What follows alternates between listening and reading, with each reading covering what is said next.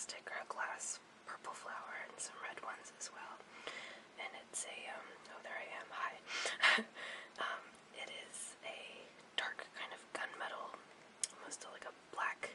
I've already scratched it quite a bit too, you can see, from wearing it so much. So I think it's pretty interesting. I really like that one. It's very clunky. This is what it looks like on my finger. It's rather large, but I love it. Excuse me, I keep sniffling. I am having allergy issues today, or maybe I'm developing a cold, but I hope not. From there we've got this opal, multiple opal ring. I think it's really gorgeous. I got it when I was in Scottsdale, Arizona this summer, back in June. I bought it at this shop in Scottsdale that was completely deserted. There was no one in that whole town, so it was fairly easy to get very good discounts on jewelry there. It is real silver, and I guess it's real opals as well, but that's what the lady told me, and I'll choose to believe it. I'm not sure if I do or not. She was a Greek woman, and she was very funny. So it's another rather large ring, you can see. I like really large rings, if you have caught on to that already. Next is a purple. It's amethyst, actually, on a dark silver ring itself. But the amethyst, this ring was my grandmother's, and I also have a matching necklace with the same amethyst gem in it. It's very simple, but I think the purple is very different, so it really stands out, and I've worn it for a few years. Can you tell? Do you see how bent it is? Yeah. It's a strong metal, but apparently not that strong because I've damaged it a few times, and I don't really know how to fix it, but it's been like that for ages, and I'm kind of used to how it feels, being that it's so crooked. It's so funny. This next one is a plastic little ring that I think probably came out of a vending machine or something, but I wear it all the time. These last 4 rings that I've shown are actually rings that I generally wear all at once, all the time, at work or whenever, just because I feel naked without rings.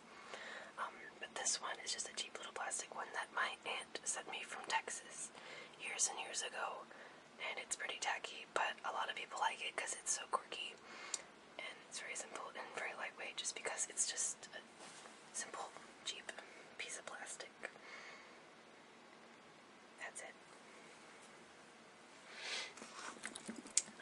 Moving on, I have a lot more rings, but this is probably going to be only a 15-minute video, so I'm trying not to clog it up with just rings. The next one I have is this. The next one I have is this Betsey Johnson ring. I love Betsey Johnson. I love all of her jewelry, and I have a lot of it. This one my mom got me for my birthday a couple summers ago. It has spiders on it. Creepy crawlies. It's got another large kind of gem in the middle that the spiders are laying on top of, and sort of grommets all around the side. I guess it's very industrial looking and creepy, but the spiders have red rhinestones in their bodies, which make it kind of fancy and not so creepy. See, another very large ring, but it's fun, and you don't have to wear creepy rings just for Halloween, just so you know. But I like Halloween year-round. The next one is another Betsey Johnson. And I fell in love with this ring years ago, and it took me a while to find one, and I finally did, and I got it on sale. So this is it. It's actually a cupcake.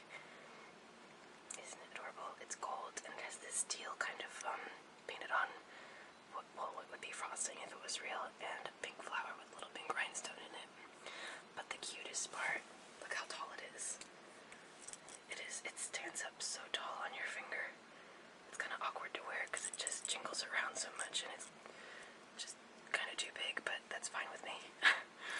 The cutest part is, however, that you can actually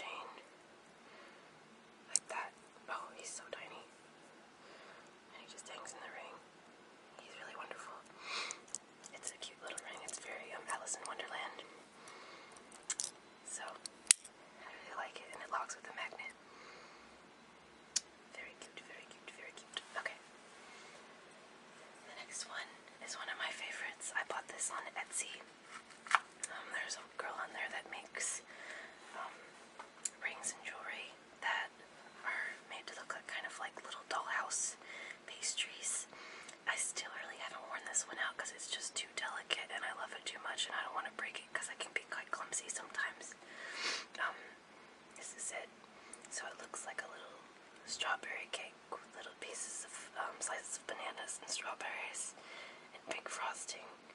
It's adorable. Isn't it adorable? And even she uses like I think it's like a dollhouse.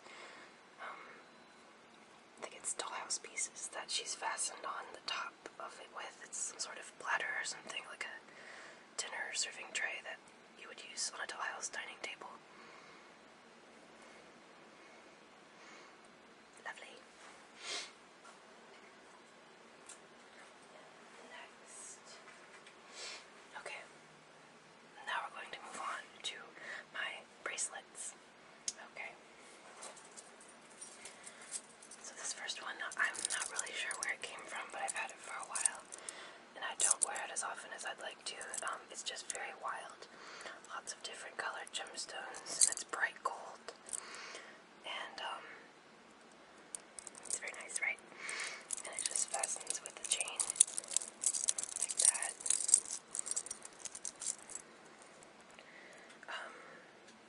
I think it's very nice, very different. I think it probably came from a garage sale or a thrift store or something. I just really love bizarre little things like that. Something that maybe my grandmother would buy. Costume jewelry, like I said, I love it. And this one, my dear friend, my mother's friend actually, sent me this. She sells antiques, and this is an antique bracelet from the 30s or 40s. You can see all the scrolly kind of detail, very like Art Deco or Art Nouveau, I'm not sure. And it's got all these little pearls. Some of them are missing. You could tell because it's very old. But it's got all these round edges. It's a little worn, which it should be because someone probably wore it a lot because it's so amazing. It's just a dark, kind of a gunmetal color. It's one of my favorites. Okay. And then, let me see. Next bracelet, I have this big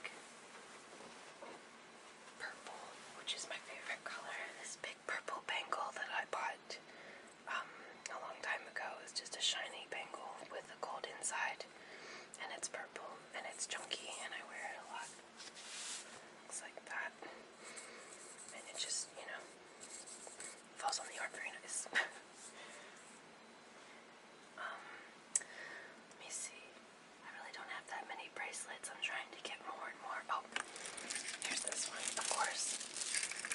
Another Betsey Johnson. This one is actually a snake. It's gold with a silver head and a silver tail. And he has rhinestone eyes. And it says Betsey Johnson's initials there. And you've got this gold body on it, and it wraps around your wrist. This is the tail. Lots of detail. And you wear it. Just slip it on. There's no hassle with clasps or anything. It's very easy, but kind of elaborate looking at the same time. And let's see, next, I guess we can move on to necklaces. The first necklace that I'm going to show is actually hanging in the background here.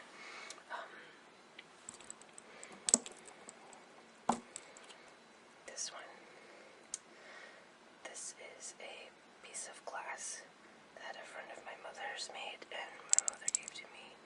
She made it herself, and she just hung it on a string, and I've got that amethyst stone I was talking about before hanging along with it. I don't wear this very much because I would like to put it on a longer chain because I just really like long chains. But it's a strange kind of shape, kind of like very organic, like a leaf or something. But I think it's cool. It's very different.